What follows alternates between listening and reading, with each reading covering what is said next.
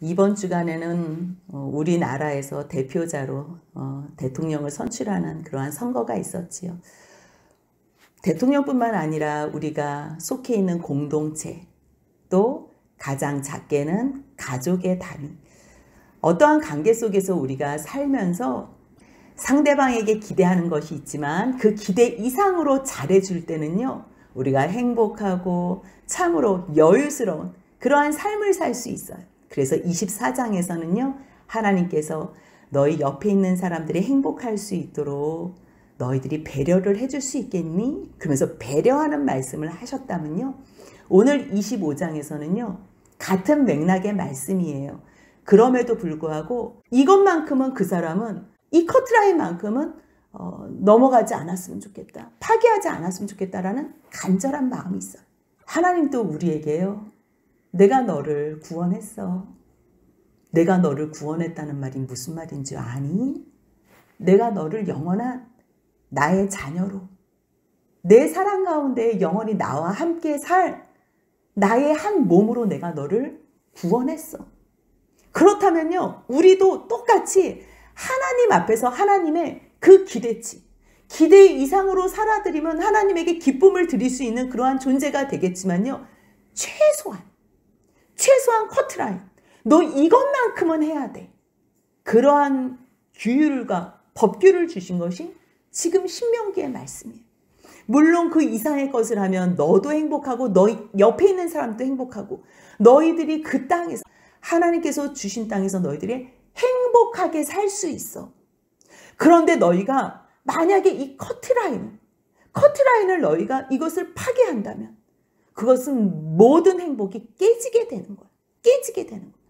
그래서요, 최소치 형제들에게 내 형제라고 생각한다면, 우리가 몰라서 그런다 그랬어요. 지금 옆에 있는 사람들이요, 다 예수 그리스도로 하나님께서 구원하신 사람들이에요. 다 구원하신 사람들인데요, 아직 몰라서 그거를 누리지 못하는 것뿐이에요. 그런데 이것을 죽기 전에는 깨달아 알아야지 하나님의 구원이 우리에게 임해요.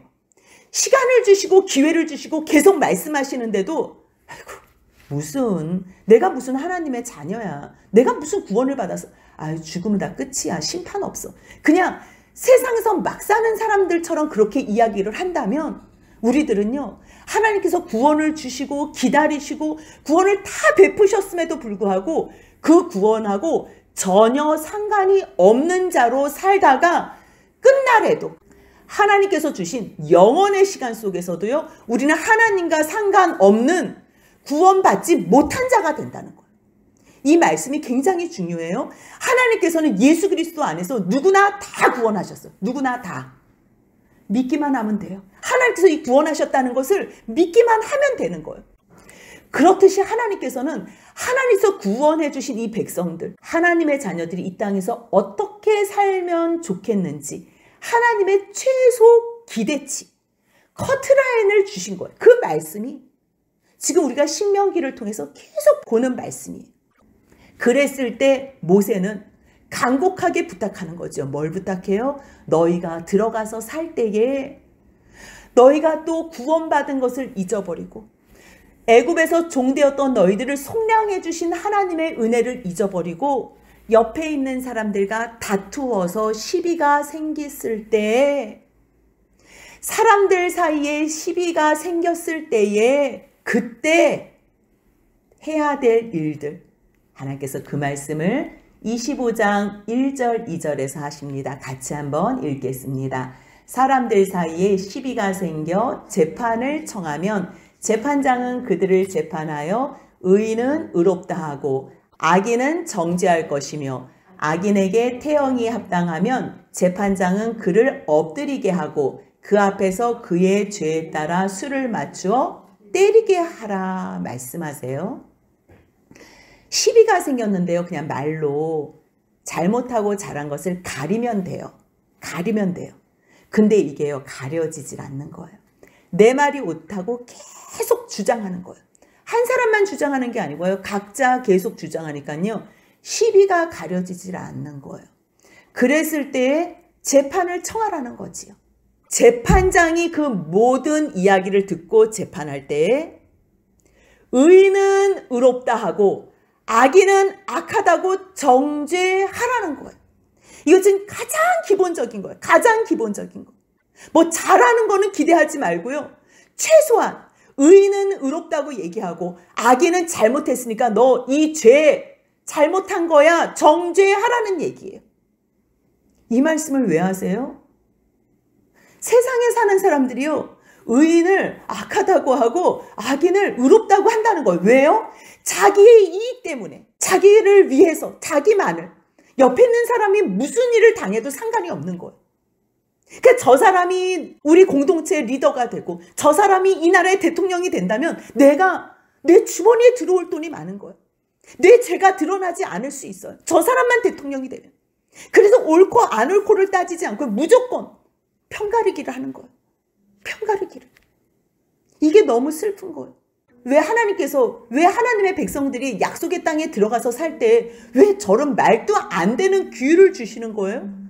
아니, 의인을 의롭다는 게 당연하고 악인은 정죄하는 게 당연한 건데요, 그렇게 안 한다는 거예요. 그것이 세상에 사는 사람들의 통치 방법이라는 거. 그러한 모습이 지금 이렇게 성경하고 똑같은 모습이 이 세상에서 이루어지고 있는 거예요. 그렇기 때문에 너희는 의인을 의롭다고 하고 악인은 잘못해서 정죄하라는 거예요. 봐주지 말라는 거예요. 친인척이라고 안다고 지인이라고 너희가 봐주고 하면 결국 심판을 받을 수밖에 없어요. 그때 그 전에 하나님께서는 그 지경이 되기 전에 의인을 의롭다고 하고 악인을 정죄할 때가 있을 때에, 그렇다면 잘못한 사람을 책망해야 된다는 거예요. 그 죄에 대해서 사람이 정한 어떠한 그 값을 치러야 된다는 거예요. 그랬을 때 너희 잘못한 사람, 죄에 대해서 합당한 벌을 내린다면 이 사람도 그것을 돌이켜서 회개하고 이 자기의 잘못을, 이 죄악을 벗을 수 있는, 회개하고 돌이킬 수 있는 기회가 주어진다는 거. 그렇기 때문에 악인에게 태형이 합당하다 그렇게 생각한다면 재판장은 그를 엎드리게 해서 그 앞에서 그의 죄에 따라, 감정대로 기분 나빠서 때리는 게 아니고요, 죄의 양에 따라, 형량에 따라서 수를 맞춰 때리게 하라는 거예요. 왜요? 이 사람이 죄를 억제할 수 있도록, 이제 죄를 그만 짓게, 죄를 멈출 수 있도록 도와주기 위해서 태형을 하는 거지 죽이기 위한 것이 아니라는 거. 목적을 분명히 알아야 돼요. 그래서 같은 말씀이요, 잠언 3장 11절 12절에서 나와요. 같이 한번 읽겠습니다. 내 아들아, 여호와의 징계를 경히 여기지 말라. 그 꾸지람을 싫어하지 말라. 대저 여호와께서 그 사랑하시는 자를 징계하시기를 마치 아버지가 그 기뻐하는 아들을 징계함 같이 하시느니라. 왜요?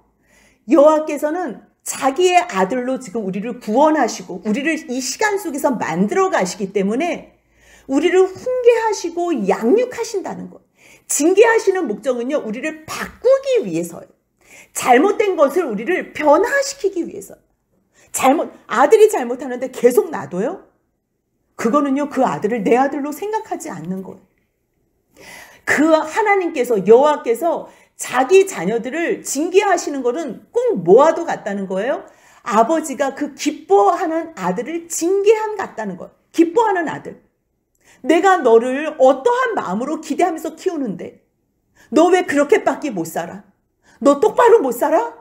그렇게 말하는 아비의 심정, 그 심정을 너가 알지 않니? 그 말씀을 하시는 거예요. 이 잠언 3장의 말씀을요, 히브리서 기자가 똑같이 말씀하세요. 그 말씀이 12장 5절부터 11절까지 있는데요, 뭐라고 얘기하냐면 어떨 때 징계하냐는 거예요. 징계가 왜 좋으냐면요, 내 사랑하는 아들을 내가 기대하는 아들로 세우기 위해서예요. 아버지의 목적은 그거 하나밖에 없어요. 그랬을 때 내 아들아, 주의 징계하심을 경히 여기지 말라. 그에게 꾸지람 받을 때 낙심하지 말라. 지금 똑같이 잠언 말씀을 하시는 거예요. 주께서 그 사랑하시는 자를 징계하시고 그가 받아들이시는 아들마다, 하나님은 거룩하시잖아요. 근데 예수 안에서 우리를 구원하시고 받아들이시기로 지금 결정하시고 보시는 거잖아요. 그래서 하나님 저 구원해 주시고 감사해요. 저 하나님 안에 들어가고 싶어요. 하나님의 자녀로 살고 싶어요. 그랬을 때 하나님께서 받아주시는잖아요. 근데 받아주시는데 계속 죄인된 그 모양으로, 악을 행하는 그 모양으로는 살면 안 된다는 거예요. 대통령으로 선출되기 전에는 자기 마음대로 어떠한 삶을 살았는지 그걸 뭐 돌이킬 수는 없잖아요. 하지만 최소한 대통령이 된다면 이제는 그 수준으로 살아달라는 얘기. 최소한에. 근데 우리는 대통령이 아니에요. 하나님의 기업을 물을 잘하는 거예요. 하나님께서 우리를 기업으로 삼고요. 하나님이 우리의 기업이 되신다는 거예요. 기업을 같이 받아 누리는 자가 되는 거예요. 우리는요, 기업 총수라 그래요. 우리가 기업이고요. 우리가 기업 총수가 되는 거예요. 그 말씀을 우리가 듣는다면 어떤 수준으로 살아야 돼요? 그냥 계속 막무가내로 그냥 자기 하고 싶은 대로 살 수 있어요? 한 기업을 이끌어가는 기업 총수도 자기가 교육을 받고 자기가 만들어져야 될 그 많은 내용들이 있는데 우리는 하나님의 기업이라니까요. 그 기업 물을 받은 자, 하나님의 그 나라를 우리가 받은 사람들이라니까요. 그러니 하나님께서 날마다 우리들을 채찍질 하실 수밖에 없어요. 왜요? 수준에 맞게 올려놔야 되기 때문에.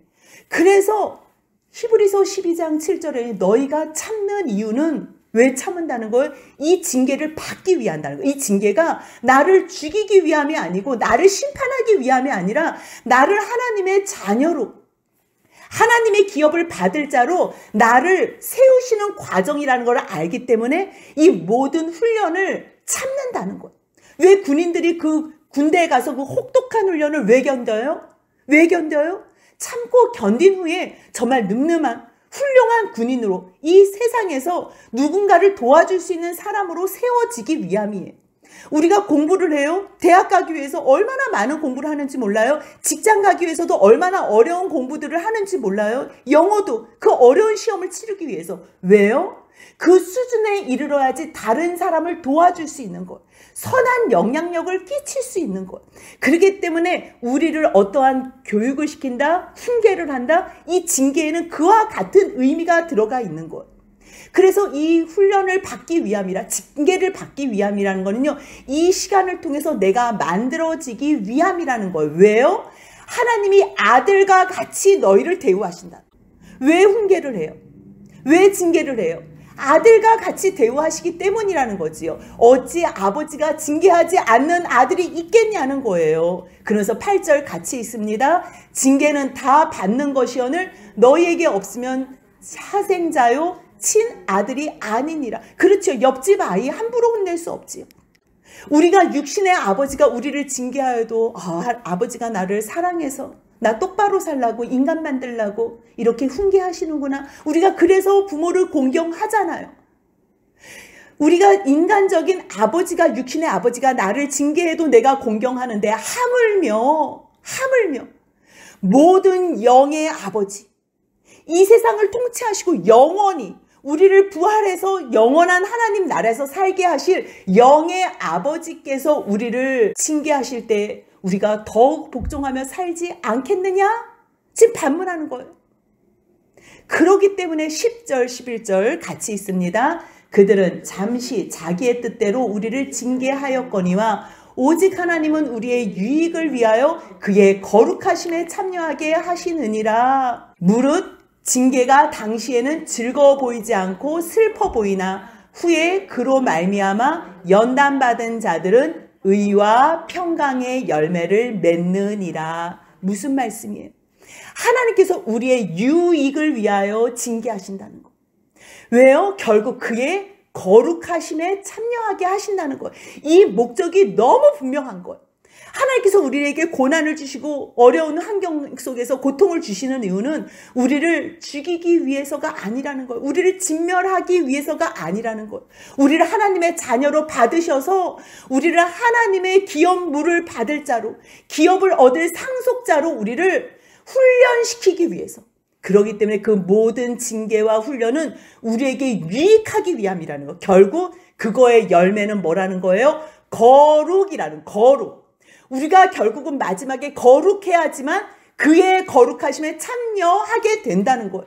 그럴 때 지금 그 징계가 훈련이 너무 혹독하고 너무 고통스럽다고 해도 당시에는 즐거워 보이지 않고 슬퍼 보인다고 해도 그로 말미암아 우리가 그 모든 연단과 모든 그 징계 훈련의 시간을 지난 후에는 거룩함에 참여할 수 있는 의와 평강의 열매를 맺는다는 거예요. 이게 은혜예요. 이게 징계의 목적이고요. 오늘 너희가 태형에 합당한 그 수를 따라 징계하라는 이 말씀에도요. 이 하나님의 이 징계의 목적이 그대로 들어가야 되는 거예요.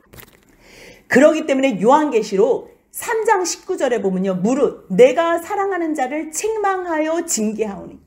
사랑하는 자를 책망해서 징계한다는 거예요.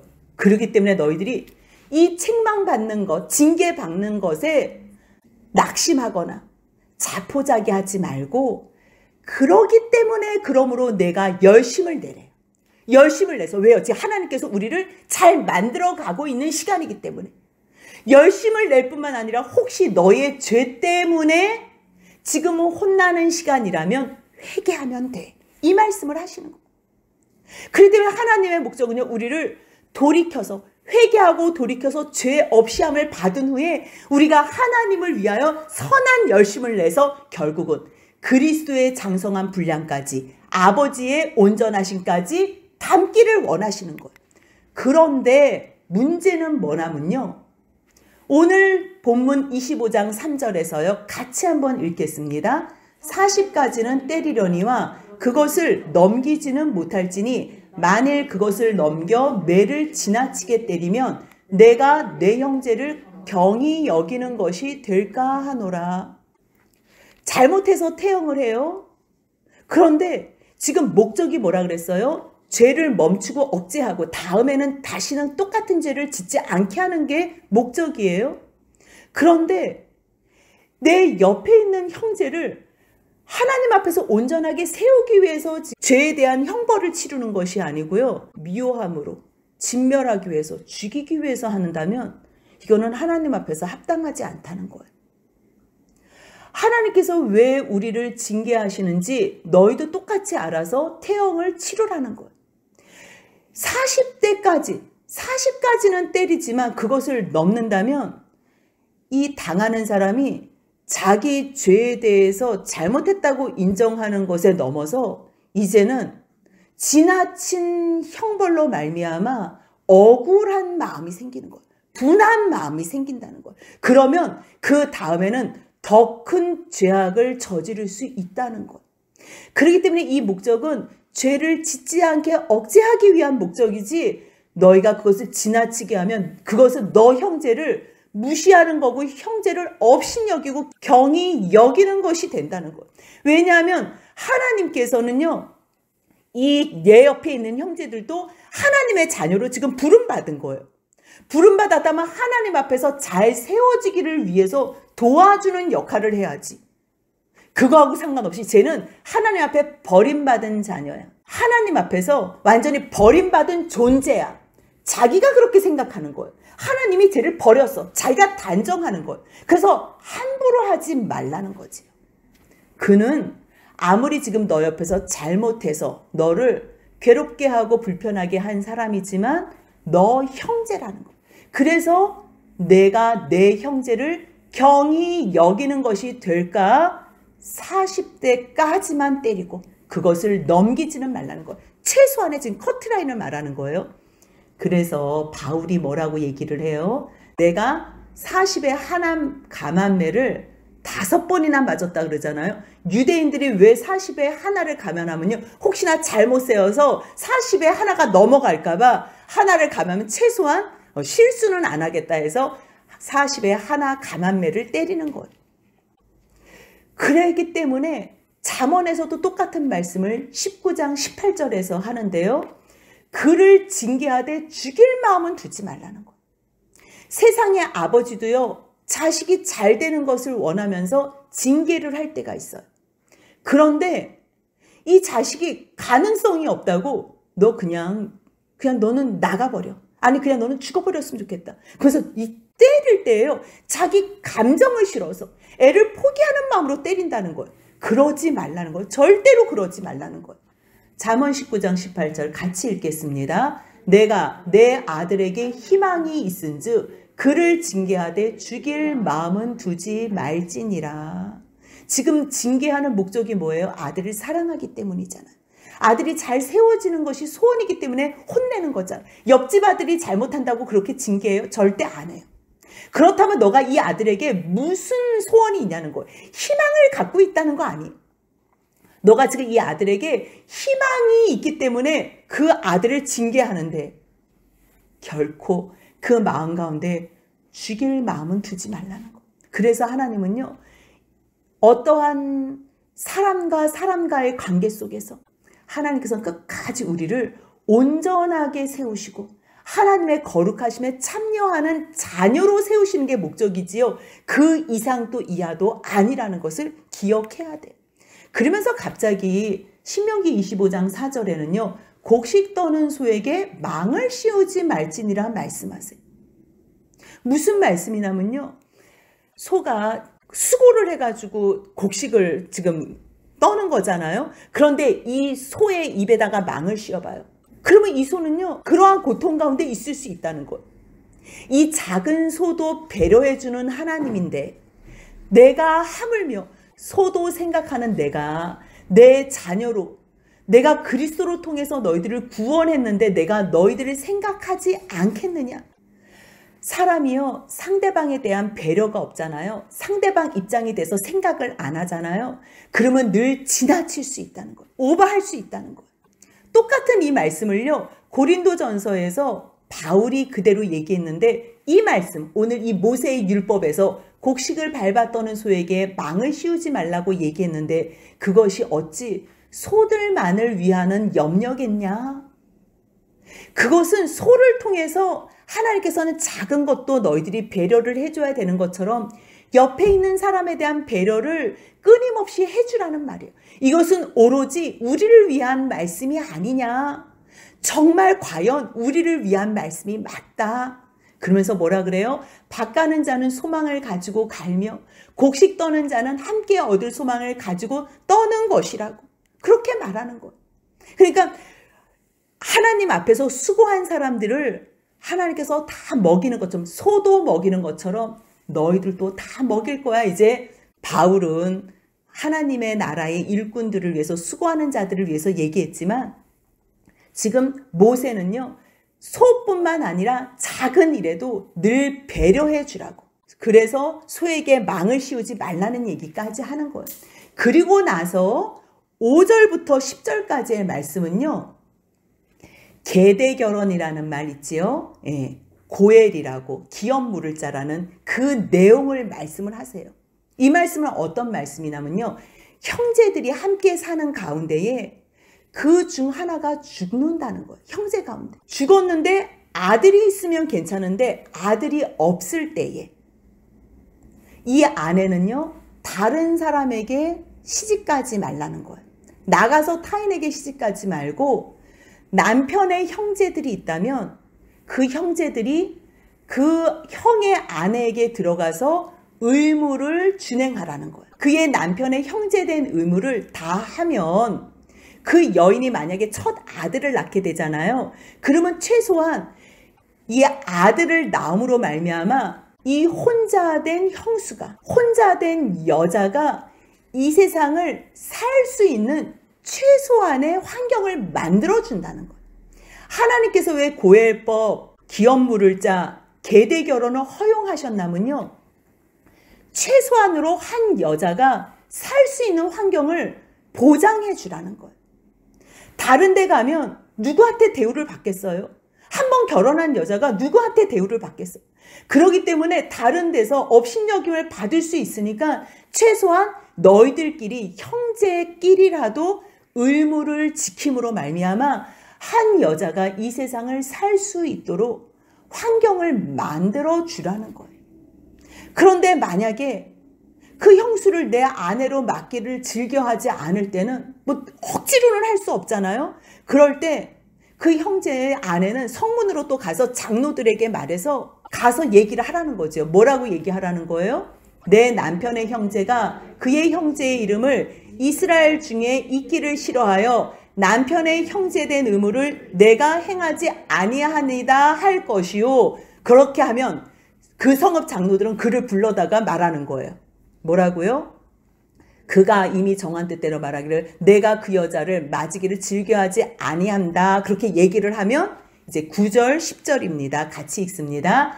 그의 형제의 아내가 장로들 앞에서 그에게 나아가서 그의 발에서 신을 벗기고 그의 얼굴에 침을 뱉으며 이르기를 그의 형제의 집을 세우기를 즐겨 아니하는 자에게는 이같이 할 것이라 하고 이스라엘 중에서 그의 이름을 신벗김 받은 자의 집이라 부를 것이니라.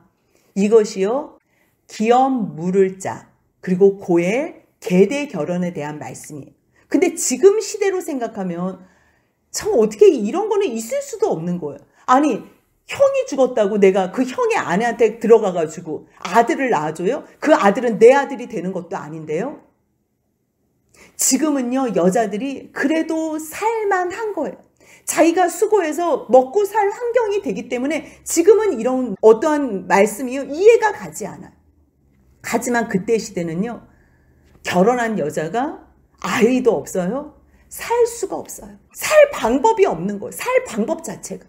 하나님께서 같이 구원하고 내 형제라고 하면 너희가 최소한의 이 사람이 하나님 앞에서 구원받은 자로 그나마 행복하게 살 수 있는 여건을 만들어 주라는 거예요. 다른 사람들은 관심이 없어서 해주지 못하지만 최소한의 살 수 있는 삶의 여건을 너희 형제가 의무를 다하라는 거예요. 근데 이것을요 성경을 보면 의무를 다한 사람들이 없어요. 찾아보면 누가 있냐면요 유다가 다마라에게서 베레스라는 아들을 낳아요. 처음에 유다는요 자기가 아내에게서 아들 셋을 낳아요. 엘과 오난과 셀라를 낳아요. 그런데 엘의 아내로 다마를 데리고 와요. 유다가 엘의 아내로 다마를 데려오는데 큰아들이 악해서 하나님께서 죽이셨어요. 그래서 둘째 아들 보고 들어가라 그랬어요. 유다가 너희 형수한테 들어가라. 근데 오난이 형수한테 들어갔는데 자기 아들이 될 게 아니라는 걸 알아서요. 그 씨를 밖에다가 버리는 거.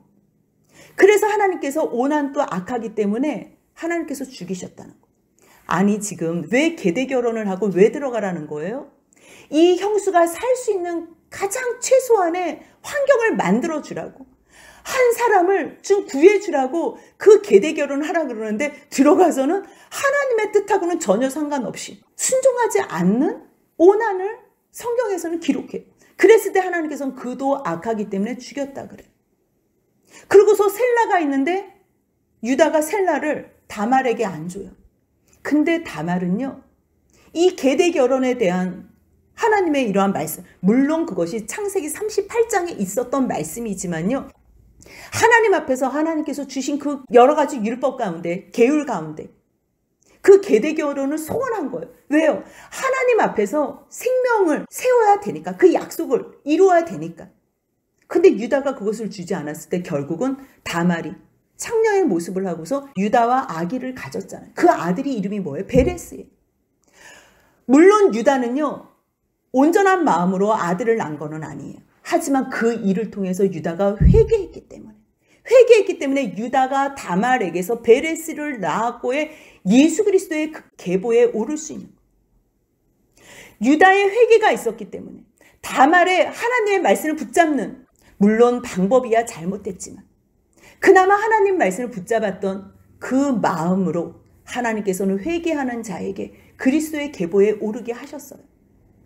또 누가 고엘의 이러한 임무를 기쁨으로 순종을 했냐면요 보아스라는 사람이에요. 요즘 우리가 새벽 기도에 보고 있는데요 보아스가 뭐라고 했냐면요 룻기 4장 9절 10절 같이 한번 읽겠습니다. 보아스가 장로들과 모든 백성에게 이르되 내가 엘리멜렉과 기럯과 말론에게 있던 모든 것을 나오미의 손에서 산 일에 너희가 오늘 증인이 되었고 또 말론의 아내 모압 여인 룻을 사서 내가 아내로 맞이하고 그 죽은 자의 기업을 그의 이름으로 세워 그의 이름이 그의 형제 중과 그곳 성문에서 끊어지지 아니하게 하매 너희가 오늘 증인이 되었느니라 하니. 무슨 말씀이냐면요, 하나님의 말씀을 순종하고 있는 보아스가요, 룻을 위해서 최소한의 하나님의 말씀을 준행하는 거예요. 근데 이것을요, 첫 번째 기업물을 짜는 자기를 위해서 안 했지만 보아스는 하나님의 말씀에요, 맹세하면서 이 언약을 지켰어요. 말론의 아내 모압 여인을 사서 나의 아내로 맞이해서 결국 누구의 기업을 물을 자가 되는 거예요? 그 죽은 자, 말론의 기업을 물을, 자기가 룻에게 들어가겠다는 말이에요. 그렇다면 보아스와 룻 사이에서 오벳을 낳으면 그 오벳은 누구 아들이 되지요? 말론의 아들이 돼야 돼요.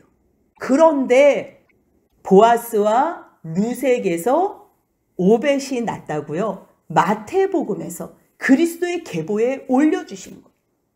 그렇다면 우리가 지금 이 복잡한 말씀을 왜 이렇게 길게 하나? 지금 우리는 지금 관심도 없고 지금 시대에 맞지도 않아요? 그런데 왜 오늘 또 기업물을 자에 대해서, 고엘에 대해서, 왜 이 계대 결혼에 대해서 말씀하시나? 왜 하나님께서 이 많은 규범과 율법과 규례를 말씀하시나? 우리가요, 최소치 커트라인을 우리가 준행한다는 거는요, 최소한의 행복이 유지되기 위함이에요. 최소한의 옆에 있는 사람들의 배려, 그 배려로 말미암아 최소한의 행복이 유지되지만요, 우리가 하나님의 말씀을 기쁨으로, 감사함으로 준행하면요, 하나님의 뜻을 이루는, 하나님의 그리스도의 계보에 오르는, 하나님의 구원에 동참하는 은혜의 자리에 우리를 세워주신다는 거예요. 우리가 억지로라도 하나님 말씀을 준행하면요, 내 옆에 있는 사람이 행복하고 내가 행복한 삶을 살아요. 근데 이것을 억지로 준행하는 것이 아니라 하나님의 말씀을 기쁨으로 준행하잖아요. 자원하는 마음으로 준행하면요, 하나님의 뜻을 이루는, 구원해야 될 많은 생명들, 죽어가는 많은 생명들을 우리가 구원의 반열에 오르게 할 수 있는 도구가 될 수 있다는 거예요. 그렇기 때문에 하나님께서 주신 말씀들 어떤 방법으로도 순종한다면요, 우리는 이 세상에서도, 이 땅에서도 행복할 뿐 아니라 하나님의 뜻을 이루어드리는 중심 역할을 하는 도구로 살 수 있다는 것. 하나님의 아들로서, 자녀로서 이 땅에 살 수 있다는 것, 그 말씀만 붙잡으시고 그냥 한 귀로 듣고 한 귀로 흘러서 말씀 잊어버리고 사는 자가 아니라, 하나님, 작은 일이라도 우리가 하나님 말씀 붙잡고 살 때에 하나님의 도구가 되고 하나님께서 가장 기뻐하시는 생명 살리는 일에 우리가 주님의 그 모든 일을 감당하는 자가 되게 해달라고, 감사함으로 사는 저와 여러분들의 복된 삶이 되시길 주님의 이름으로 소원합니다. 아멘.